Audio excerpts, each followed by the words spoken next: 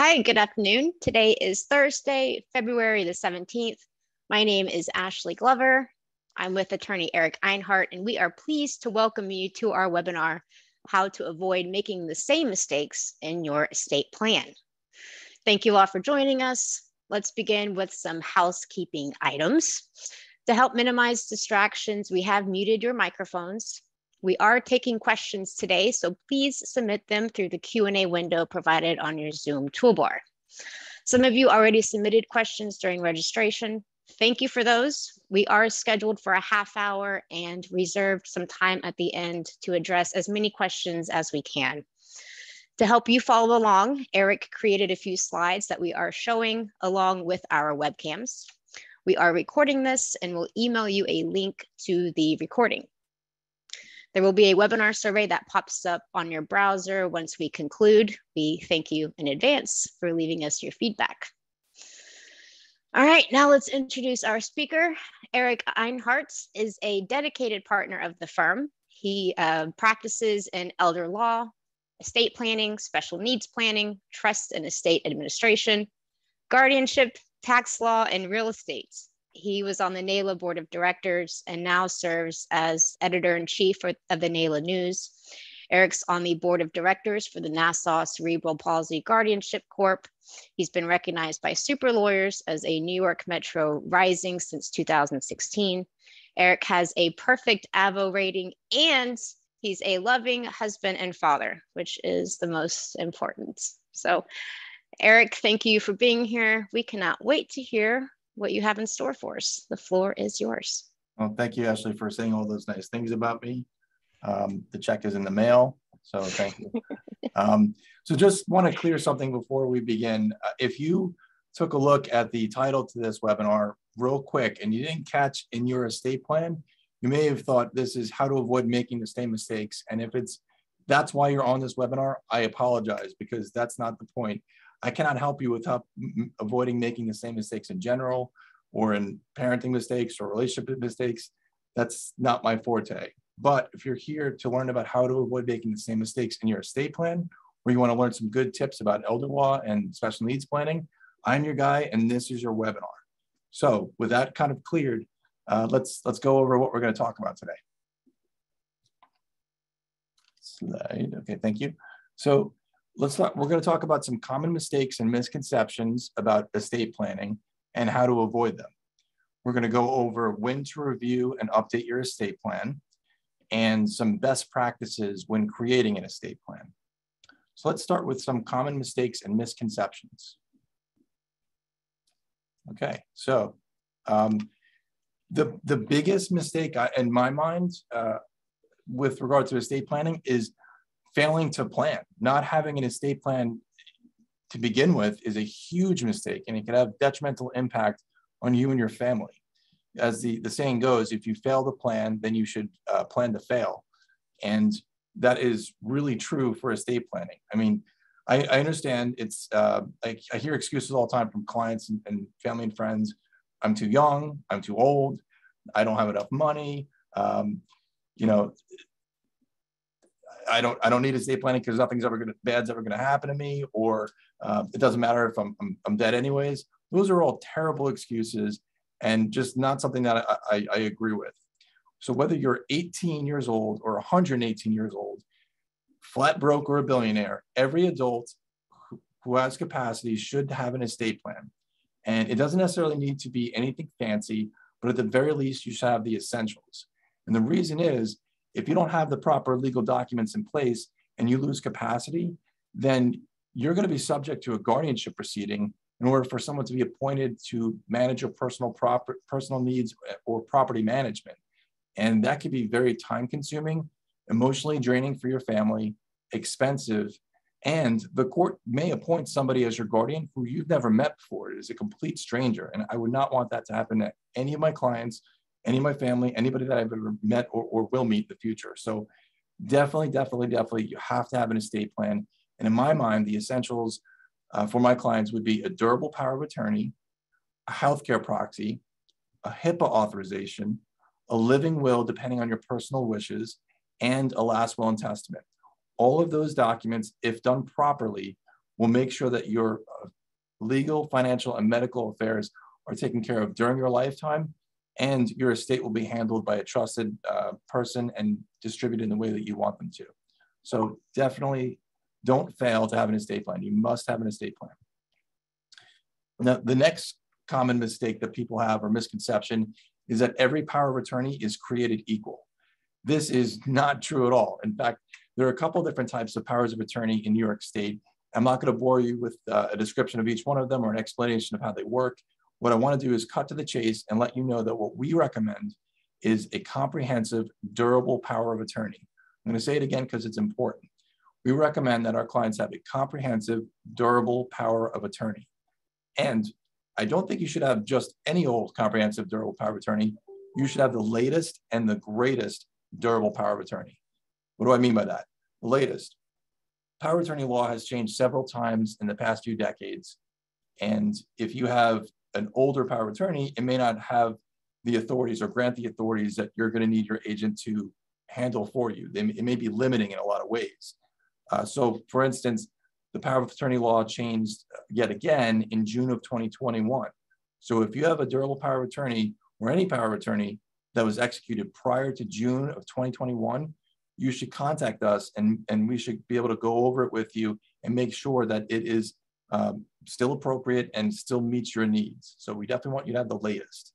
Now the greatest, we want to make sure that it is signed properly, and all the places where you should initial, and all the places you should sign, and you have the right witnesses and notary public, because if any of those things are missing or if anything's not signed properly, then the actual power of attorney itself could fail.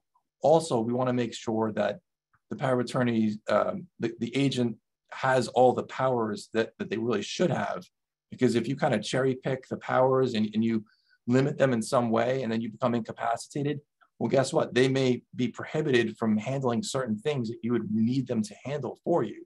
And that may cause the need for a guardianship, even though you have a power of attorney. So you want a comprehensive, durable power of attorney that is the latest and the greatest. Another common misconception that we see is, clients will always say, should I disinherit my special needs loved one or loved one who's on government benefits, especially means-based government benefits like Medicaid or SSI? This is something that we see a lot, and really this is wrong. There is no need to disinherit a loved one with special needs or a loved one who's on means-based government benefits. Oftentimes, those loved ones are the people that really need assistance the most because they may not be in a position to generate resources on their own to help cover the cost of their living expenses. So if you disinherit them, even intentionally, because you're trying to do, to help them, then you'll leave them in a situation where they won't have anything or they won't have any means to get anything, and they're left for whatever the government benefits are at that time. And those government benefits may suffice now, but I don't have a crystal ball and I have no idea if they're going to be available to them in the future. So what I would suggest is to establish a third-party supplemental needs trust that can hold the funds that they would inherit in a protective way that won't impact their government benefits and can be managed by a trustee that you select. So this way, the assets will be there for them when they need them. It could be applied for their benefit. It's not going to count against them and they'll still qualify for their government benefits. And it can be managed by a trusted person that you choose. There are a couple different ways of having a third-party supplemental needs trust. You could have a standalone third-party supplemental needs trust, which is its own document and is specifically for that beneficiary during their lifetime. And you can name successor beneficiaries in the event that that loved one passes away and there's still money in this trust. A standalone third-party supplemental needs trust is really a good one-stop shopping for a special needs person. So for instance, if I have a child with special needs and I know my mom, my dad, my in-laws, my siblings would want to leave money to my child to help protect them and keep them in a good position, then I could create a standalone third-party supplemental needs trust, let my family and friends know that this exists, and they can either contribute to it during their lifetimes, or they can name it as a beneficiary on their financial accounts, They can name it as a beneficiary in their own estate planning documents. And all the funds will ultimately flow into this one trust that'll be there for the benefit of the special needs child. So that's a standalone third-party supplemental needs trust. And we recommend that in a lot of cases. If you don't want to necessarily have a one standalone document, you can incorporate a supplemental needs trust provision into your existing planning documents. So you could have a supplemental needs trust provision in your will, in your revocable trust, and an irrevocable trust like a Medicaid asset protection trust. All of those documents can incorporate a provision that would take care of a supplemental needs person or a special needs loved one, or a loved one who's on government benefits. So there is no need to disinherit someone in that position. Another common planning mistake is naming a minor as a beneficiary. And this always is done with the best of intentions and usually with people with big hearts who want to make sure that their grandkids or their kids or their nieces or nephews are taken care of if, God forbid, they pass away. And I get it, it's a nice thing to do, but it's really not wise. Instead, what you want to do, instead of naming a minor as a beneficiary on a bank account, brokerage account, or life insurance policy, or naming them specifically in an estate planning document, you want to make sure that you have a will or a trust that has a minor's trust provision. And what this does, this trust provision will say that in the event that a minor inherits property, then this property is held for their benefit and can be used for their health, their education, their maintenance, their support, and it can be managed by somebody until they reach the age of majority.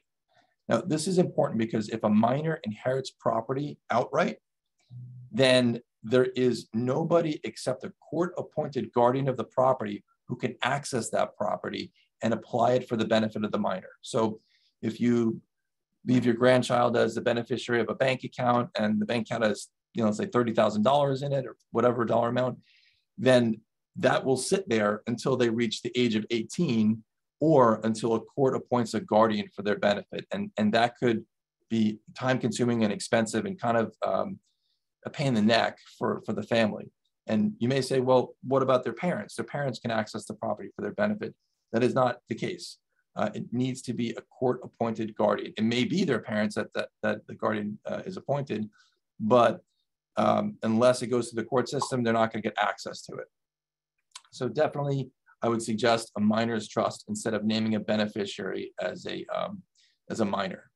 Kind of moving on to when to review and update your estate plan.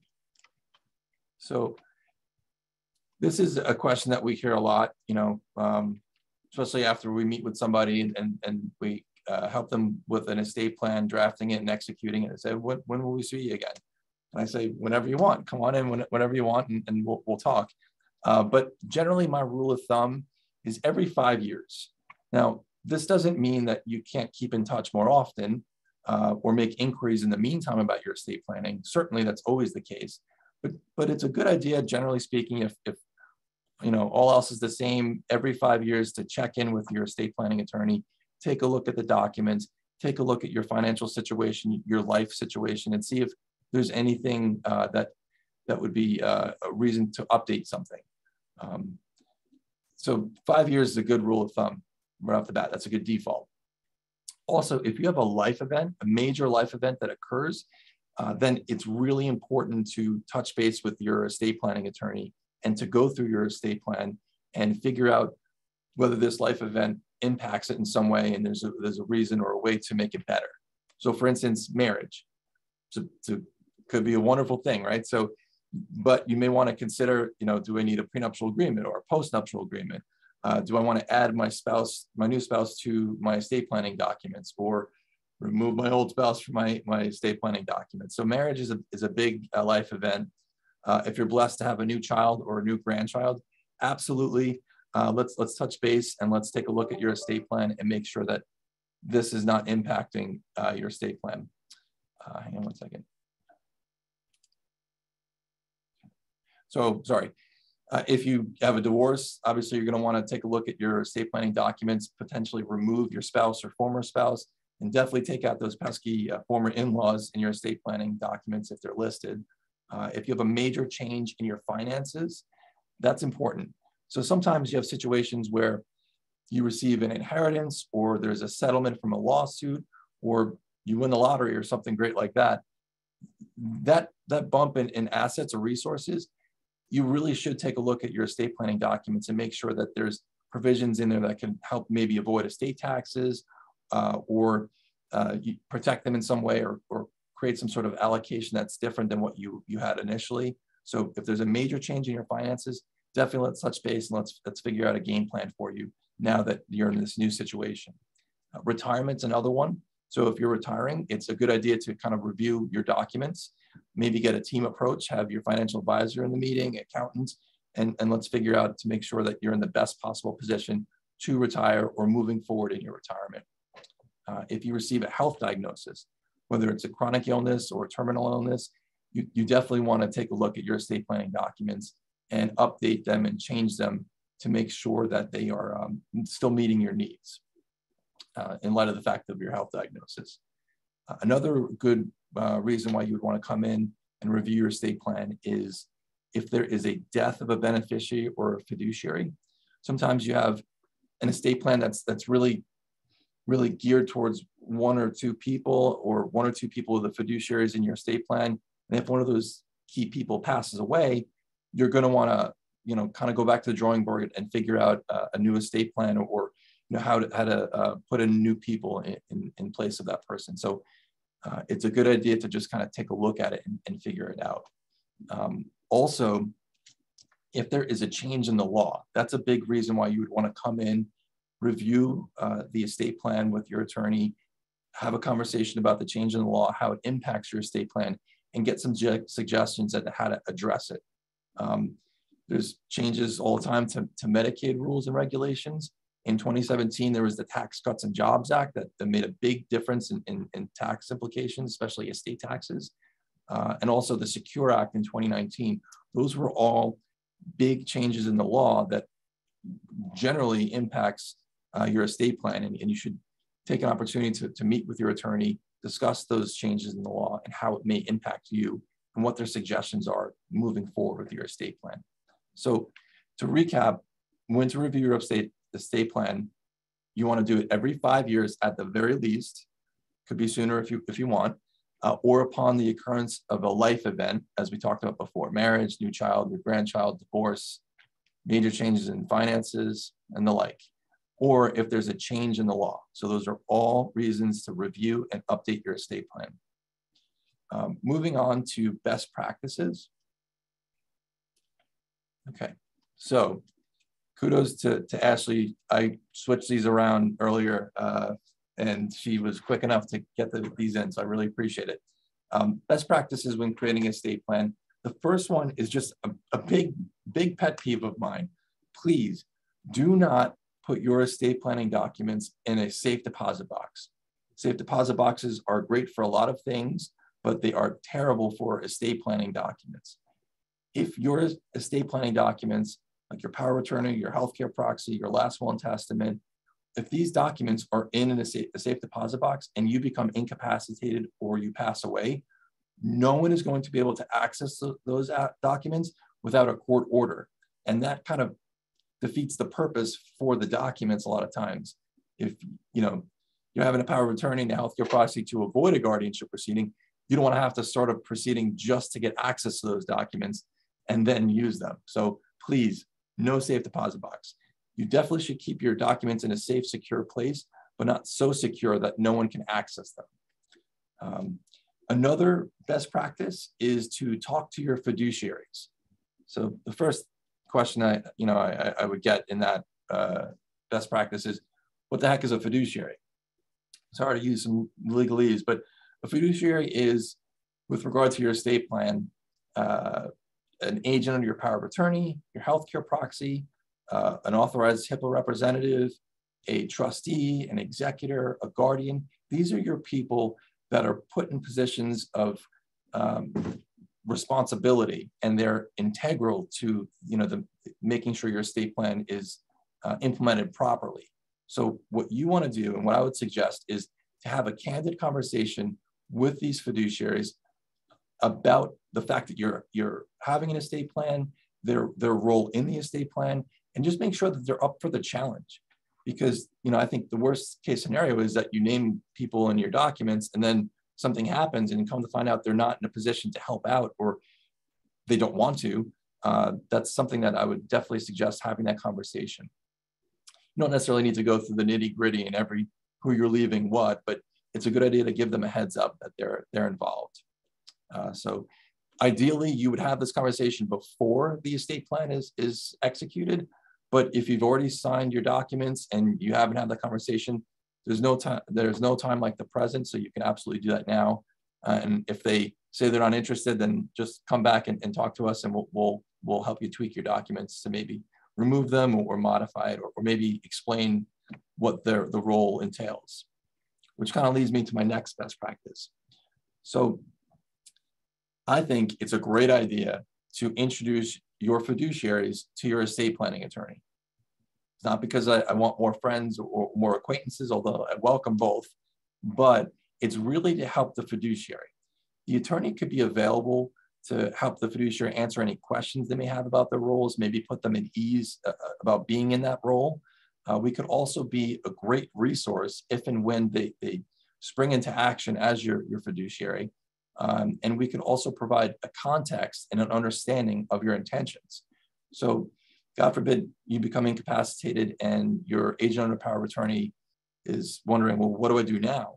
They can call us because they've already been introduced and we have a relationship or rapport, and they can feel free to ask questions and get general guidance. So we want to be there for you now when you're creating your estate plan, and we absolutely want to be there for your family and anybody that's in a role of fiduciary status in the future to help them, to make sure that the plan that we help you set up, goes smoothly.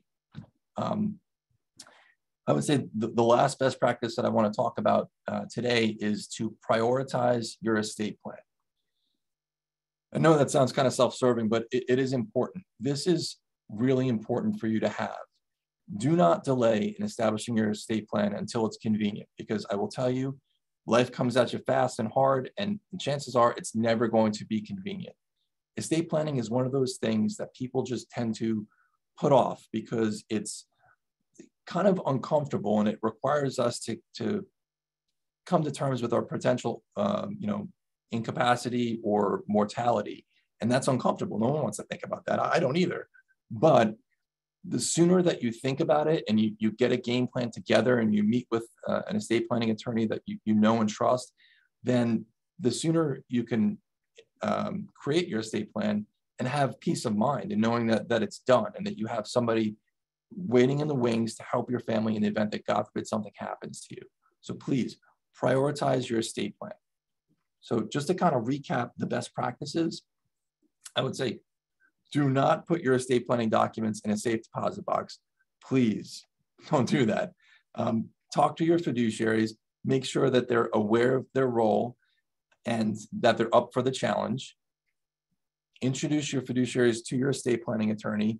Let's make that connection and make sure that they have us available as a resource in the event that they need to act. And please prioritize your estate plan. This is important and we really want to help. So with that said, what I want to do is implore you all to reach out to me, reach out to Ashley, set up a meeting. Let's get this done in 2022. If you don't have an estate plan or you haven't taken a look at yours in a while and you want to have a professional go through it and give you some guidance, make the appointment and let's get moving on this. Okay. So I think that we have a little bit of time. I think we want to run through some questions. So I'm just going to touch base on some of the questions that are currently here. One question is, but how will you know if there's a change in law? That's a great question. Sometimes you'll just read in the news. You please keep in touch with us. I mean, we have these webinars constantly. We have blogs that go out weekly. We have newsletters that go out. So keep us in mind and pay attention to the emails that we send, because a lot of times we'll talk about the change in the law. But if you're not paying attention, then really, you should have annual checkups, just like we do with the doctors. It's a great idea to have a meeting about once a year with your estate planning attorney if you're concerned about the change in the law. So, you got to be vigilant, I guess. Is it a mistake not to have an estate plan to protect your IRA if that is the majority of your assets? So you definitely, if your IRA is the majority of your assets, you should speak with an attorney and find out the best way for it to be distributed to your loved ones. Depending on the people you want to inherit the IRA, they may or may not receive a lifetime stretch in tax deferral. So in order to make sure that it's distributed in a tax efficient way and in a protective way, talk to your estate planning attorney and we can come up with a strategy that works for you. But beyond the IRAs and retirement accounts, you want to have an estate plan in general, at least the essentials as we discussed before: the power of attorney, healthcare proxy, HIPAA authorization, living will, and a last will and testament. But you may need additional types of documents to make sure that your wishes are honored and you have an effective and tax efficient way of distributing your IRA. Do you typically give your fiduciary a copy of your estate planning documents? I think it's a good idea to, but it's a judgment call and it's based off of your comfort. Sometimes we have clients who will say, my kids are my backup, my spouse and I are each other's initial agents or fiduciaries. We'll let the kids know when we think they're a little bit more mature or available. It's a judgment call. I think it's a good idea to give them a heads up. I don't want them to be surprised. So I'm okay with it as long as you're okay with it. And how much does it cost to review an existing plan drawn up by a different law firm? Well, we have consultations with new clients, and depending on whether you're a new client or an existing client looking to have a review, the cost can vary. But typically, the initial cost is a consultation, and if there's more work to be done during that meeting, what we'll typically go through is whether you have an existing estate plan or not, we'll review your existing documents. We'll talk to you about your finances, your family situation, your goals, and we'll come up with a plan that works for you. And we'll explain at that time, based on our recommendations, what the costs are. So it's kind of a question that gets asked a lot. How much do you charge? The obnoxious but real answer is I don't know until we can actually figure out what's needed for you. But we're always open to talking about fees. There were some questions that were asked earlier that I don't want to ignore. I feel like I should just touch base. Parents of minor children and importance of trust and will. So if you're a parent of a minor child, you absolutely need an estate plan and you definitely need a will. I have little kids too. I have a 4-year-old, a 7-year-old, and a 9-year-old. You got to have, in addition to advanced directives like a power of attorney, healthcare proxy, living will, and a last will and testament, you really should have a guardianship designation in your will, and you should absolutely have what's known as a standby guardianship designation, because if God forbid, both parents pass away at the same time, then your child is a minor, and there's legally nobody that has the authority to make medical decisions for them, make decisions about their education, real life decisions that need to be made quickly, very fast. So if you have a guardianship standby guardianship designation, that will cover the time from when you pass until hopefully the will is probated. And once the will is probated, then a permanent guardian will be appointed based off of the will. I really like this question, but I don't know that I have a great answer. How to plan if your husband refuses to participate? My wife would stop feeding me, or just, threaten me a bunch of times. I don't know, but it's a good question. You don't necessarily need your spouse's permission to do an estate plan. I mean, that's really the bottom line. So if you want to do your own estate plan and your spouse is either not interested in doing his or her own, or just isn't interested in doing it with you, you could have separate, plans. There's nothing that requires you to. It's a good idea to have a conversation about it, but you could do it on your own. So I know there's a lot of other questions, but what I would say is we'll take a list of the questions. We'll try to answer them as best we can. But what I would suggest is for you to touch base with with Ashley, and let's figure out a time for you to come in and we can go over these questions in person and help you get set up with an estate plan. All right, sorry to be the bad news bears, but we are out of time, so I'm going to step in and close this out with a couple of short slides. What makes us different? Well, as you can see, we have attorneys like Eric. We are dedicated to helping our clients, providing them with peace of mind, delivering the most comprehensive estate plans to fit their needs. Partners and associates use their knowledge and experience to provide solutions for people and their problems, avoid problems in the future, help families in their times of crisis. We truly care about our clients. We've served the community for 35 years. We have 3 convenient office locations, and we'll make home visits, arrange out-of-office document signings, schedule virtual appointments for you. Here is a list of our services that we provide and all the ways that we can help you and your loved ones. As Eric said, if you guys have any questions, give us a call after the presentation. Be happy to speak with you on a more one-on-one basis. We appreciate all of you for joining us today. Please leave us your feedback in the post-webinar survey that will appear on your screen momentarily. Eric, thank you for your presentations. Great as always, very informative. Thank you for your time. And until next time. Until next time, be well and stay safe. Hope to hear from you all. Yeah. Bye.